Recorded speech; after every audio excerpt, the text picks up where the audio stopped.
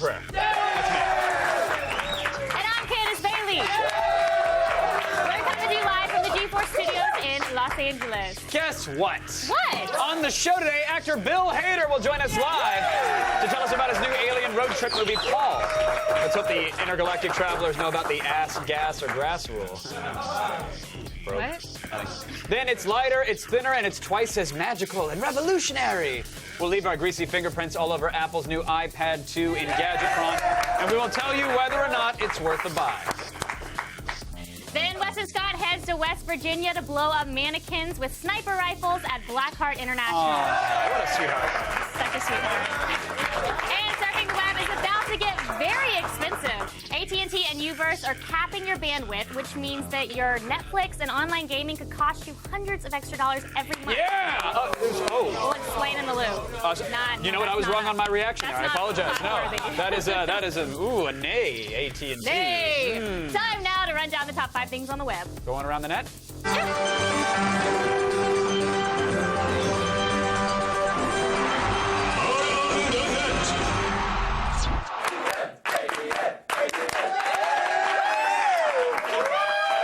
Kitchens. I think we should talk about kitchens. I want to right talk, now. yes, kitchens. Believe it or not, kitchens are statistically the most dangerous room in an average house.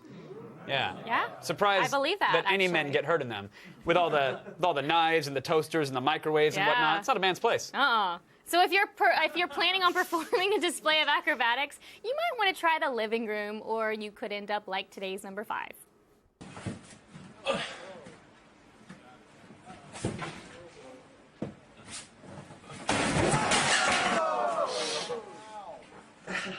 What have you done now? How did you get on your cooker? You knocked the aubergines off the cooker and into the mince pudding. And don't sully up my tea towels. We're all out of kitchen paper.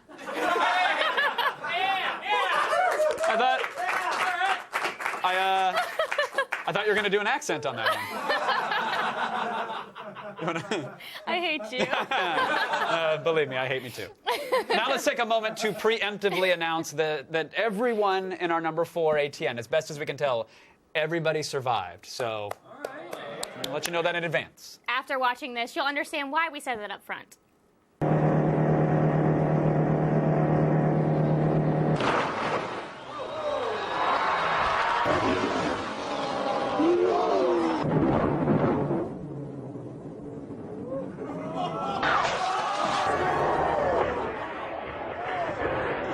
Missed it by that much.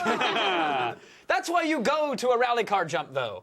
I mean, you've seen. I'm serious. Not to watch anybody get hurt, but you've seen that jump completed successfully 1,000 times. You go in the hopes that happens. It's like NASCAR. Pretty much. Yeah. Also, the corn dogs and tube tops. Oh yeah, those are good too. Crashes. Mostly the crashes, though.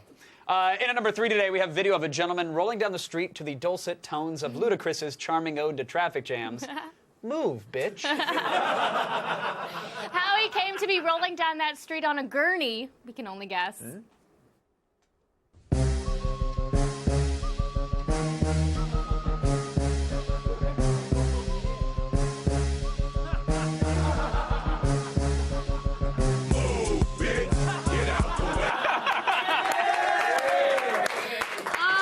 Everything in LA has a drive-through. I still think going to Del Taco for a burrito and an appendectomy is a bad idea, but if you can pull it off, go for it. We have a remix of Fox Animation favorite King of the Hill by someone that's either a genius or frightfully disturbed.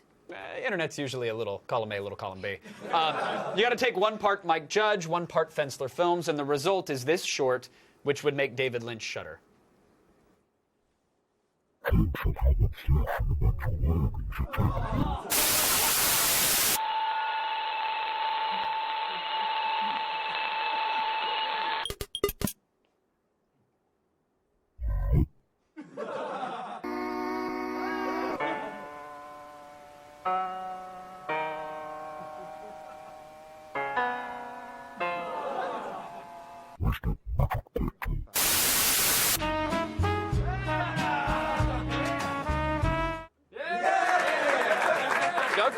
I think that video just opened a portal to hell. It's kind of like an animated version of The Ring. I think 7 days after seeing that clip, we're all going to die. Yeah.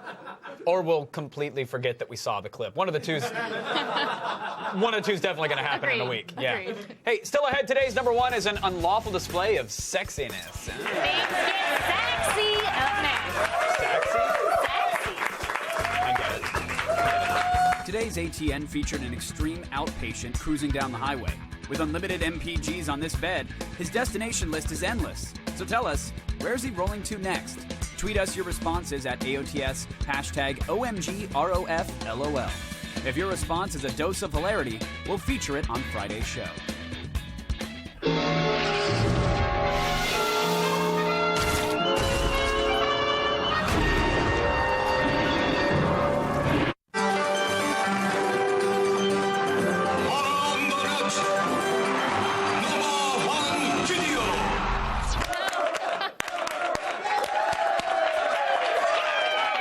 Today's number one item comes to us from YouTuber Mike Diva with a very healthy dose of inspiration from John Hamm's Sergio sketch from Saturday Night Live. Diva. Thank you, Kevin. Sorry. Dress his buddy up like Sergio, taught him the sultry sax line from George Michael's 1984 single, Careless Whisper. Thank you. You can't say the word whisper. You always have to whisper. Careless Whisper. There we go. And took him into the wilds of suburban Los Angeles shopping malls. Yep. Security guards may not have been amused, but just about everyone else was.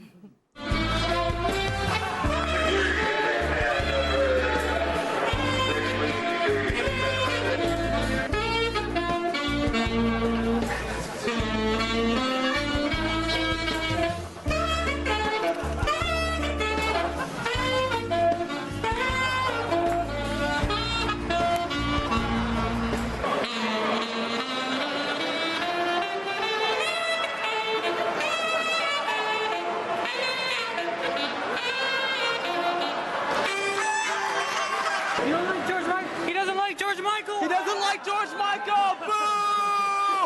Boo! Oh! Squeak one more out. I love that. That was escalated because when a mall cop breaks out the clipboard to give you a tap, Just a you little know tap he a means tap. business. Usually when we're laughing at George Michael, there's a men's room involved, so that's a really nice change of pace. Yeah. Google it if you're too young to remember. Just Google it. Which reminds me, it's time to celebrate science! Yeah! Today is March 14th, known in nerdier circles as Pi Day.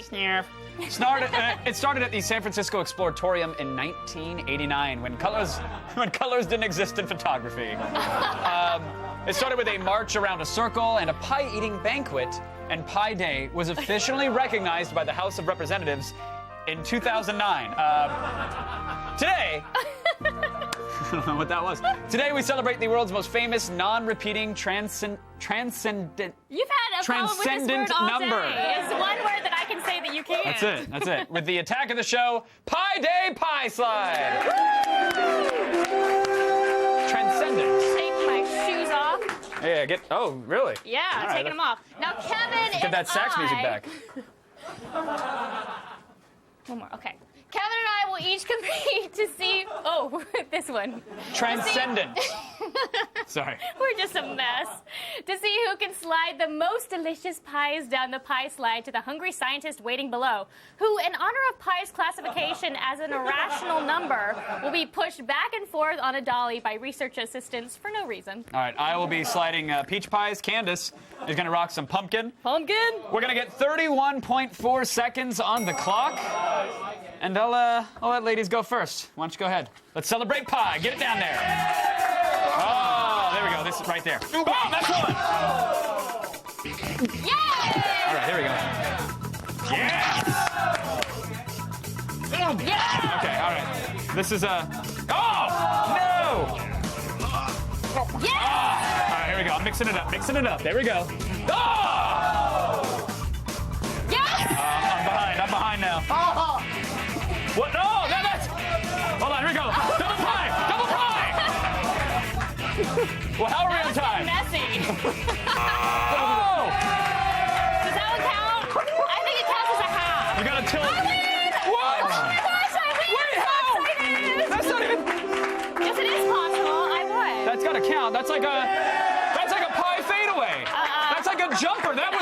board before the buzzer went off. That is a pie fadeaway. I still won, though. Even with you We have having both that one. graphics. Do the Kevin Wins graphics. Let's see what that looks like. No, We that got them didn't both in the happen. booth. You just press a That button. didn't And happen. guess what? Then I'm the winner. Hey! But everyone knows I'm the real winner. All right, Candace Bailey takes this one. Congratulations. I want some pie. It's hard balancing. I'm serious, I'm gonna eat some pie. You should. I can't.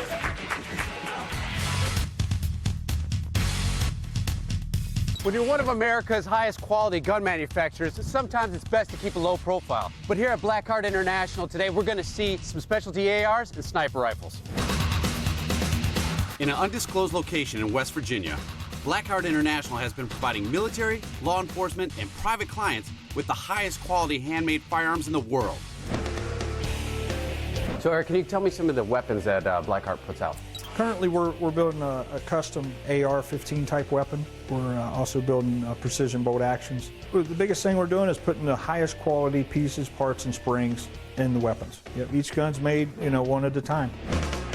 Now, this is one sexy weapon here. What is this? This is our sniper model of the AR-15. 223 or 5.56 calibrated scope. Well, we'll have a more precise stock for matching the shooter. This grip's a DPMS Panther grip, standard for a sniper type AR. What's the price out the door? $28.80. This here is our F-Class 308 bolt action. The stock's adjustable for length of pull and also height of comb. Work down to the jewel trigger, and then you have your bottom safety, and then we're down to the Krieger barrel and the Surefire suppressor adapter. This one, as it is right now, is $6,500. So, Eric, you got me out on the range. What are we going to be doing today? Well, today we're going to be shooting a SPR model. Okay. And once you've shot that a little bit, we'll go back with the bolt gun and shoot for some long distance. Left target, small. Wow, that was beautiful. Lower right hand. Yep, take a breath, press the trigger. Accurate enough for you? That's amazing. I'd really love to see what I can do farther out.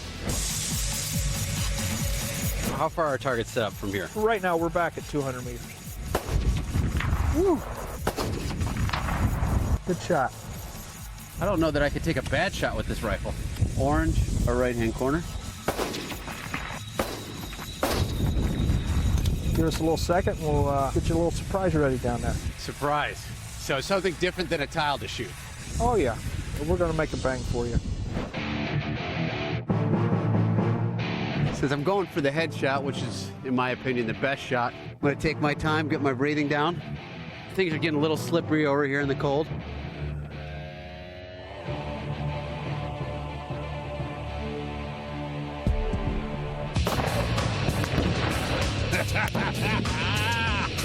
I've never seen somebody's head explode before, but that's a pretty freaking awesome effect. Good shot. Obviously, there's a little bit of tannerite in there. Correct. Tannerite is primarily used in long-range target shooting to let the shooter know if they've hit their target. It's highly stable and will only react when pierced by a high-velocity round. Blackheart International makes one of the best sniper rifles I've ever fired. Stay tuned for tomorrow when we check out their whole foreign weapons cache.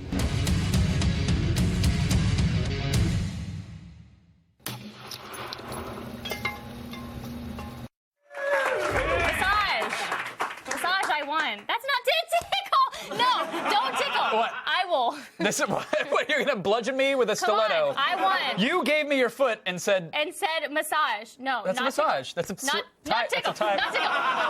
Weston, we'll have more machine gun mayhem tomorrow from Blackheart International Summit. Have fun, Weston, and good luck clearing airport security on the way back. Does this really tickle that much? Obviously. You're right. You're fine. You're fine. Working the new iPad 2 and Gadget Pro. Your old iPad is now an obsolete cat guy. And later, SNL star Bill Hader will be here live to reveal the truth about his new Alien movie, Paul. Stick around. Such a jerk. You're welcome. You were supposed to listen.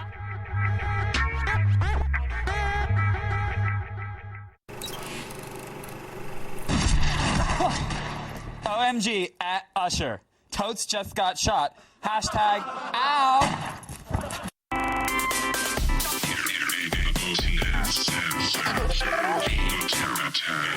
OMG, it's time for the news. And Andy Yellow. Of course. Thanks, guys. Right now, it's time to start the feed.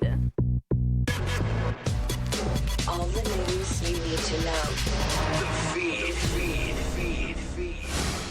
It's Monday, March 14th, and here are your top stories. AT&T is clamping down on its subscribers' data usage, and we're not talking about wireless. The internet service provider has announced data caps on all DSL and UVerse subscribers. Landline DSL will be capped at 150 gigs a month, while UVerse will have a 250 gig ceiling. Those who go over their limit will have to fork over an overage fee of $10 for every extra 50 gigs. And this sets a frightening precedent for ISPs looking to control how subscribers use their services and risk screwing anyone who streams TV or movies or likes to game online. In other words, not cool. But we'll have more on this story coming up in the Loop. Japan is in the heart of a massive cleanup and rescue effort after last week's disaster and is still trying to prevent a nuclear meltdown. Multiple explosions at power plants across the land of the rising sun have prompted a state of emergency and wide-scale evacuations as agencies swing in to contain the leaks and test for radiation exposure. 180,000 people have been evacuated thus far, and about 160 have been reported to be exposed to radiation, including 17 American members of the Navy involved in rescue efforts. While things look bleak, the consensus is that a Chernobyl-style meltdown won't occur, which is good news. Remember, you can lend a hand to relief efforts by grabbing your phone and texting the Red Cross at 90999 to make a $10 donation. Hacktivist group Anonymous has leaked a series of emails that supposedly reveal fraud at the largest bank in the country.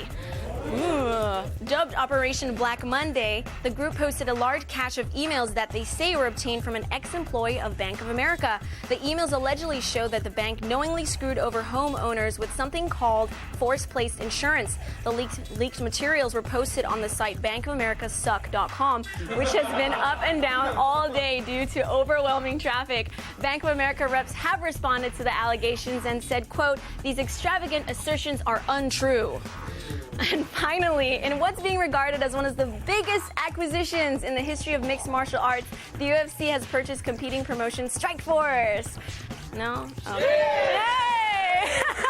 People were initially worried that Strikeforce's 150-fighter roster would be immediately absorbed into the UFC, but UFC President Dana White promises it will be business as usual, with both organizations operating independently of each other for the time being. Of course, most MMA fans just want to know if this means UFC Brock Lesnar will be fighting, finally, Strikeforce's Fedor. The answer, probably not. I'm Andy Allo, and you've just been fed. Now back to Kevin. Thank you, Andy Allo, for taking news. As you literally just heard, on May 2nd, AT&T will start capping the monthly bandwidth for their DSL and UVerse customers, which means you could be charged a lot more. Now, does this mean the beginning of the end for all-you-can-eat internet?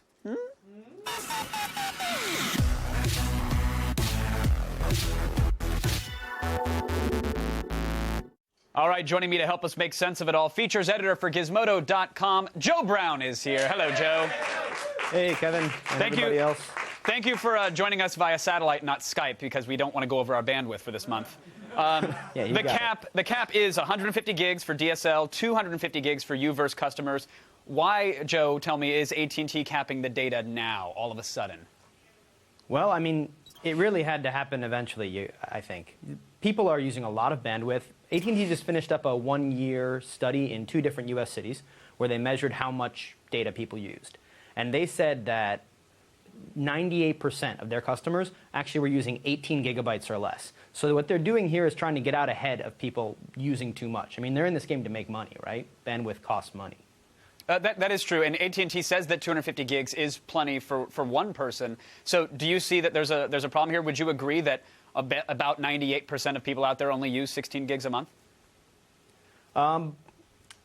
I don't know what cities they were studying, and they didn't tell me, but I know that 16 gigs a month would not do it for me.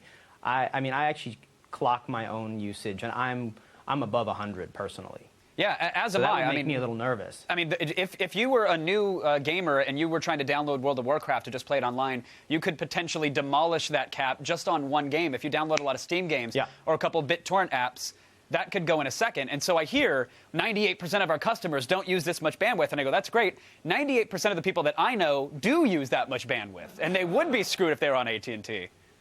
Yeah, they would, and it's really scary, and it does send a dangerous precedent. But I have to say that I talked to AT&T today, and they were sounding pretty cool about the way they start charging people.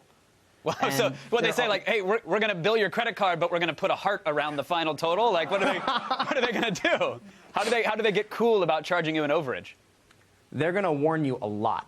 So first, if you go over your bandwidth cap, they're going to say, hey, just to let you know, man, really sorry, but you went over your bandwidth this year.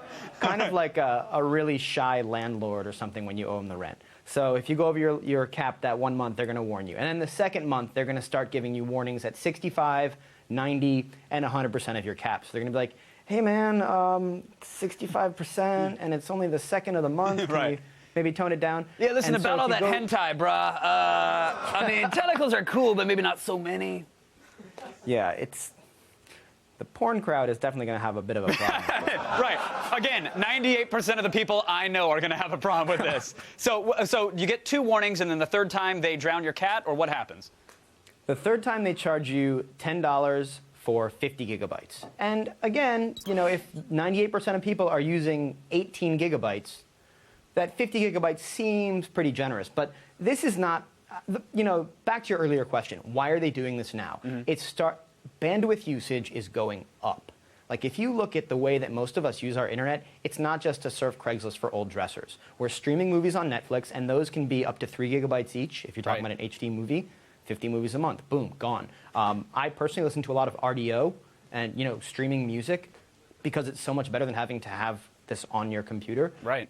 RDO, they won't release how much each user is using, but they will say that an average song is about 3 megabytes. So if you look at 20 songs a day for a month, assuming people leave the house on the weekends. Right. Between Pandora's RDOs and Last.fm, some people press play and let it ride all day. They don't think twice about it, and why would they? And I'm just wondering, like, is this going to lead to the future where they go, all right, it's 250 gigs, but then next month it's 100 gigs because it turns out not many people use that, and then I have to think twice about popping a game on my PlayStation 3 because it's going to download a 600 meg update, and now I'm going to be paying for that. Well, it's going to make those contracts that you sign with your ISP seem a little less onerous. Right now you sign a contract with Uverse or Comcast or somebody, and you're like, oh man, it's only gonna. But what it does is it's gonna lock you into your price for a while, and that's a good thing. Okay. The open question for me, and this is something that AT&T wouldn't comment on, is how often are they going to be revisiting this data rate? Because our data usage is only going up right now, especially as we start transitioning away from local storage and into the cloud, which is definitely happening. Right. We're going to be using more and more data. So I'm going to keep an eye on it. Joe, do you think, certainly other ISPs have attempted bandwidth capping. They've tried it in trial areas. Do you think other ISPs will follow suit, or are they going to wait a little while and see how this pans out for AT&T?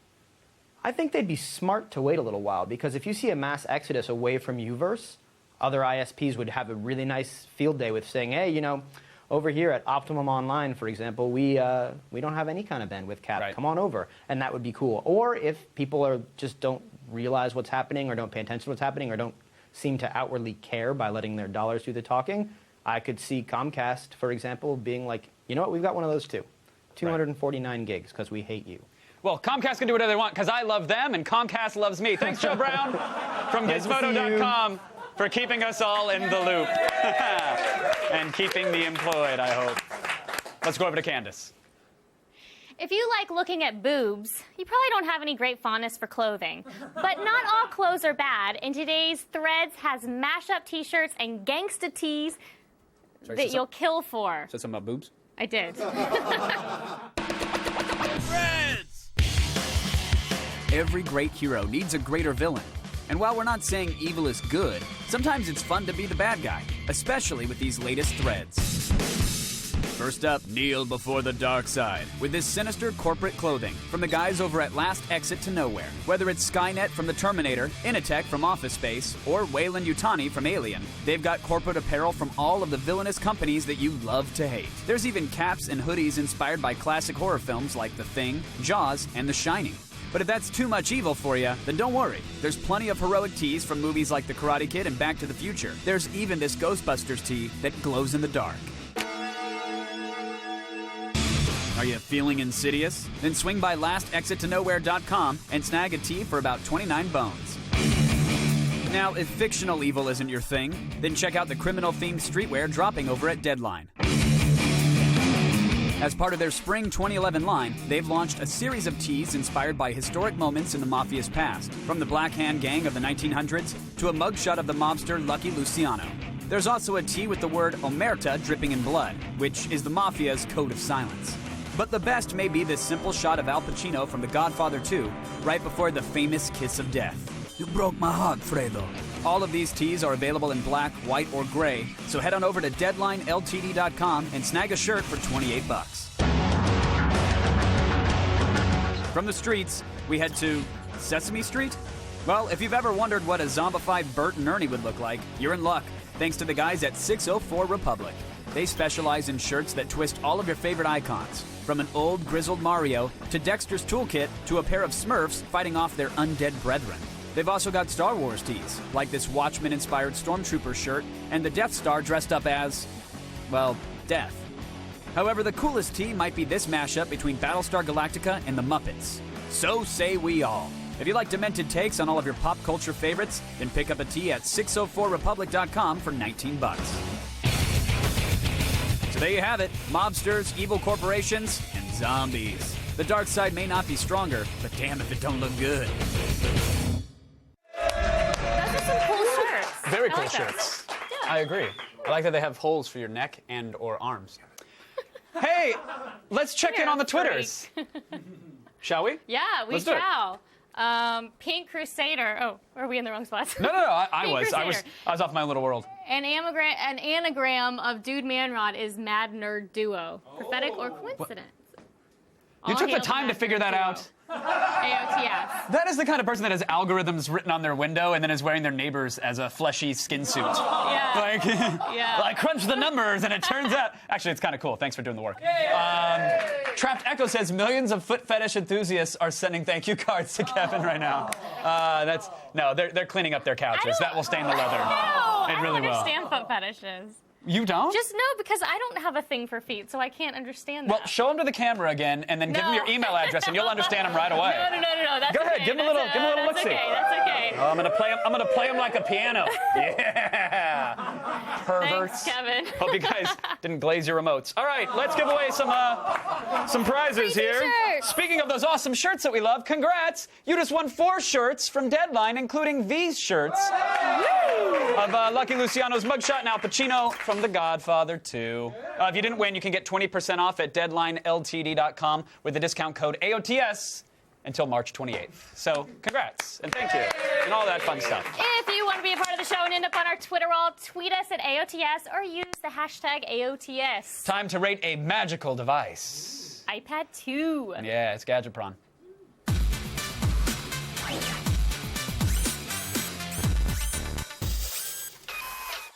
Now that Apple has changed the world of tablet computing with the iPad, they're trying to make it the best it can be with the iPad 2. Thinner and lighter than ever, this tablet runs hundreds of thousands of apps from the iTunes Store and at super fast speeds because of a dual-core A5 processor. Front and rear cameras are also included, so be the first to get the second for $500. Here it is. Magical, The iPad 2. magical and evolutionary, everybody. So exciting. Now, it really is thinner than the iPhone 4. I didn't believe you Look until at just that. now. Look, and there I it is. just now believed you. It's also about 30% thinner than the original iPad. Mm-hmm. Now, a lot of people didn't like how heavy the first iPad was, so this one is about 4 ounces lighter. Mm-hmm. So is this easier to hold for a long period of time? Yeah, 4 ounces easier. It is, which, by the Sounds way, about is right. noticeable.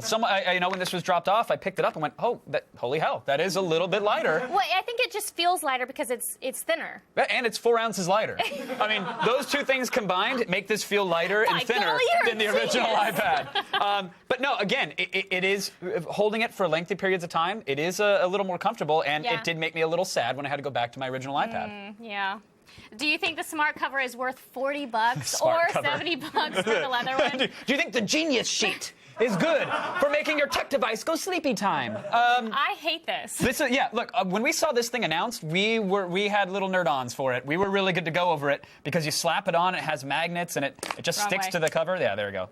And it will stick to it and put it to sleep. It's and then cool in theory. If you peel it back, it'll wake it up. And so we saw that. You could even do one of these bad boys with it. Hold on, check this Ooh, out. Look at that bad boy. Oh, look, I'm iPadding. But guess what? It falls off. It falls off. It's flimsy. When you're holding it, it sort of flaps around, and you kind of do this. And when it does fall off, I almost dropped the iPad 2 three or four times because of this case. Too, Yeah. and it's very scary. And I like the other case because it protects the back as well. A lot of people are saying that as well. So listen. So if you drop it, you're screwed. Kudos to Apple for selling these things for like $40 and $70, which this is only like $1 worth of material. So kudos, but stay away. If you're getting the iPad, Just find another throw it case. on it. Yeah. Oh, it's magical. Revolutionary. I launched Google Maps. That's cool. Now, the dual-core did. processor is supposed to make it twice as fast and provide up to 9 times better graphics when you're playing games. And it is noticeably faster. We'll give it that. Yes. Launching applications, loading web pages, it's definitely quicker than the original, which we expected. But the system itself is also, if I may, peppier. Yeah. Ooh, You know, it's a how little so? pep in there. Some games are already optimized for the iPad 2, like Infinity Blade and Real Racing 2. They look and play fantastic. The extra horsepower lets them do some anti-aliasing and some tricks that make games look better. And they really lend to the credence and to the claim that the iPad is a full-fledged gaming device. In addition to the e-reading and the internet tableting and the instant messaging and whatnot, this thing is a full-fledged handheld gaming device. Now, apps like iMovie and GarageBand are designed for the iPad 2 because of its speed. And they're killer apps, honestly. They are. Yeah. I just tried them for my first time. Yeah, what'd you think? I love them both. Yeah, I really agree. Fun. iMovie Really runs cool. better than it did on the iPhone 4, and the larger screen is really what makes this app a useful tool. It wasn't the easiest thing on the iPhone small screen, but here you can really pinch and zoom, really edit Oh, the is photos that of your your wiener dog. dog? To the best. No, it's a guest from hell at best. You're so mean. The GarageBand app, though, is a ton of fun on the iPad. The instruments are pressure sensitive to your touch. You can make and edit tracks just like you would on a Mac. Apple's doing a really good job of loading these things with applications that would make other tablets a little jealous. Now, we finally get front and rear-facing cameras on the iPad, so do they take great pictures like the iPhone 4? No, not really. They just don't. The rear camera takes good enough pictures. It does record 720p video, but it's not even close to the quality of the iPhone 4. It also doesn't have a flash, which is a bummer That's because another little tablet that we love Why called do the you Zoom think they did does. that? To give you a reason to hate yourself when the iPad 3 comes out. That's all it is. That's what they do. The Photo Booth app is fun to screw around with, just like it is on any other desktop or any other MacBook. I'm in love with the photo booth. Yeah, a lot of people have fun with this one. I just wish they included more filters or something else, because it Yeah. seems like the same app that we always get. The front camera is only VGA quality, but of course it works fine with FaceTime. And we like FaceTiming on the iPad more than the iPhone, just because of the huge screen. I mean, it's like you're holding a giant communication device, which is fun. Yeah.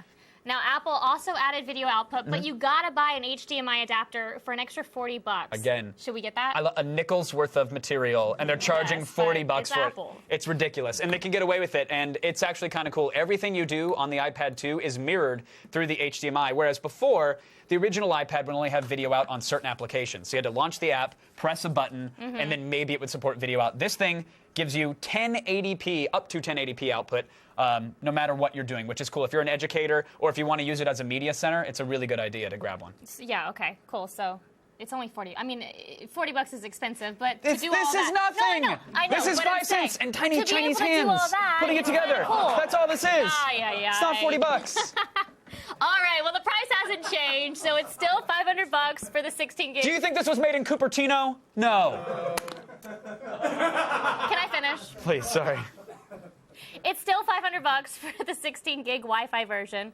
What's our rating, So here's Mr. the thing. Pereira? It's missing a couple of things. The iPad 2 doesn't have some things that the Zoom has. There's no camera flash, which is a bummer.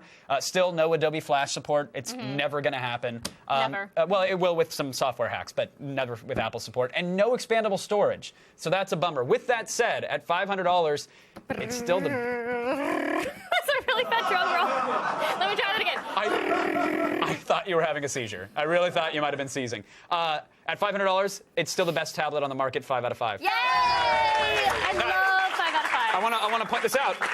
Original iPad owners do not need to upgrade, but if you waited to buy, now is the time. The iPad 2 is pretty sweet. There you go. Agreed. I will not upgrade. There you have it. On March 24th at 8 p.m., by the way, we'll have an exclusive look at Zack Snyder's new movie, Sucker Punch. We'll take you behind the scenes to see fight choreography, interview the cast and crew, and have a special sit-down with director Zack Snyder. Ooh, special sit.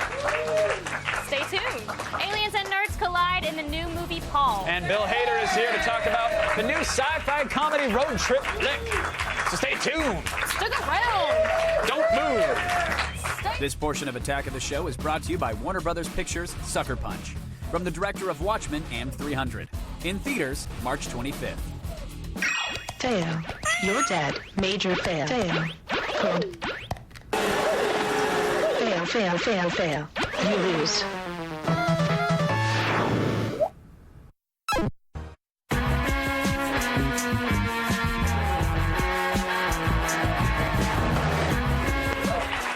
Angry aliens may have owned the box office this weekend, but not all ETs want to murder you. Here's what happens when FBI agents and nerds collide.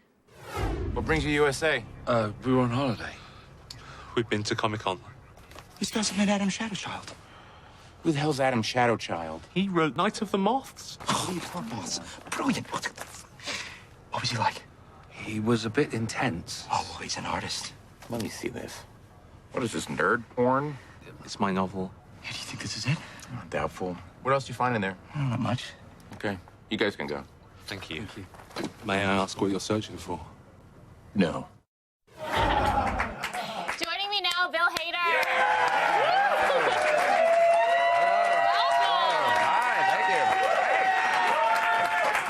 Now, nerd porn is something we know a lot about on this show.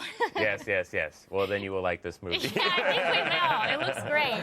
Now, this film seems like it was made for our viewers who geek out over movies and on Comic-Con. Oh, yeah. Well, part of the movie takes place in Comic-Con. The opening of the film is Simon Pegg and Nick Frost's characters at Comic-Con, and they recreated it in Albuquerque, New Mexico.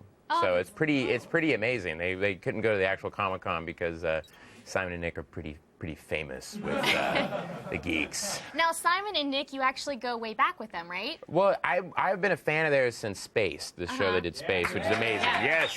And Shaun of the Dead. How you first met them? I did. At a screening or something? Well, I met Edgar Wright, who directed Spaced and Shaun of the Dead and Hot Fuzz, and then he introduced me to them, and yeah, we're all just nerdy. I think the first thing I said to Simon Pegg, I said, where are you going? He's like, I'm going to the comic book store. And I'm like, what are you getting? And he's like, Criminal, Ed Brubaker. And I was like, I love that book. You know what I mean? And it was like, hey, all right. You know, and it was immediate, like, all right, you're in. So it must have been so fun to get to work with your friends like that. Oh, yeah. And outside of them, you know, Kristen Wiig, who I work with on SNL, is in it, and Jason Bateman, and it's a great cast. Jill Latruglio, who was in The State, which was a show that I loved growing up. And then Sigourney Weaver is in it. It's crazy, yeah. So, yeah, it's insane. Now, this is a really road trip sort of film. So were there any favorite spots that you stopped along the way? No, well, the one cool thing was we shot in Las Vegas, New Mexico, which a lot of movies have shot there. One of them was No Country for Old Men, the whole shootout in the street, and that hotel that they have the shootout in. We stayed in that hotel. Oh, really? So, like, we're cool. like the cat, you know, the cat and the milk thing. Yeah. I like was Harvey Bardem. Pulling your guns out. Yeah. One of us would be Woody Harrelson, and we like go to the room. Yeah. And Red Dawn shot there. Easy Rider. If you look, there's a scene in the movie with Simon and Nick walking down the street with Paul dressed as a cowboy. And there's a movie marquee, and it says Easy Rider and Duel, this Steven Spielberg movie, because they both shot in that town. That's Greg really Matolla's cool. little shout-out. So you're around so much comedy. What makes you laugh on a daily basis? What makes me laugh on a daily basis? What inspires you? Oh, no. What makes you laugh? I don't... Because you're making the world laugh right now. I don't know. What does make me laugh? I mean, I work at SNL, and everybody there makes me laugh really, really hard. You know, we just had Zach Galifianakis on the show. He's really funny. He's kind of funny. He's kind of funny. Yeah. He's pretty hilarious. That's Zach Galifianakis. That's Zach Galifianakis. But yeah, I mean that makes me laugh. I mean Zach makes me laugh. But everybody at the show, you know. Do you just have so much fun riffing with each other all the time? Oh yeah, you would think it'd be like there are those moments where you're like, this is how it is. But a lot of times it's us on Tuesday night or writing night at SNL, where you write the whole show on Tuesday night. And so you just sit there and write it out the whole night? Yeah, you're just you just stay there bouncing ideas all off of each night. other? Yeah, and I'll be in there with a writer, and you're just freaking out, going, "What are we gonna do? The show is on Saturday. We have no ideas." Yeah. So it's terrifying. So good comedy comes out of being scared. All right, thanks to Bill. Go see Paul when it opens this Friday. Thank you. Thanks, guys. Stick around. Today's epic fail will make you want to burn down Hogwarts.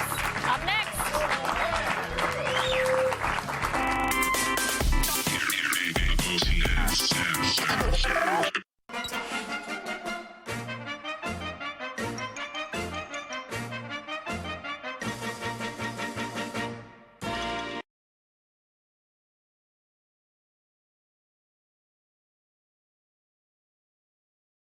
Evil HD. See what happens when the cult classic gets a revamp in Game Break. Then we rate the new Motorola Atrix 4G phone and Gadget Prawn. It boasts a lap dock that allows you to edit documents and take calls using a laptop screen. And on DV Tuesday, Chris Gore will review Academy Award nominee The Fighter and Sci-Fi's Schlockfest Sharktopus. See it tomorrow. The title alone. All right, folks, it's time for today's epic fail. Look, everyone likes Harry Potter. It's very whimsical. Yeah, but sadly, some people like Harry way too much. How else can we explain this horrifying parody of the classic Duran Duran song Man Eater, as sung by he who must not be named? Will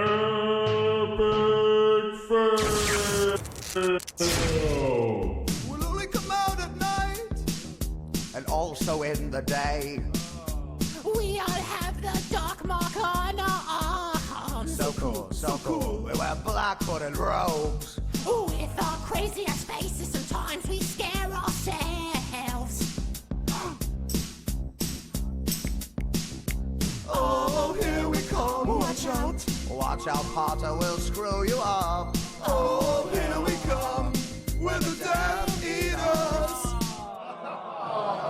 Is there a spell I can cast to unhear that? Yes, it's called whiskey. Actually, I was wrong. That song is Hall & Oates. Yeah. Forgive me. Duran Duran has never been happier that it wasn't their track that was butchered. Let's just fail all of that, please.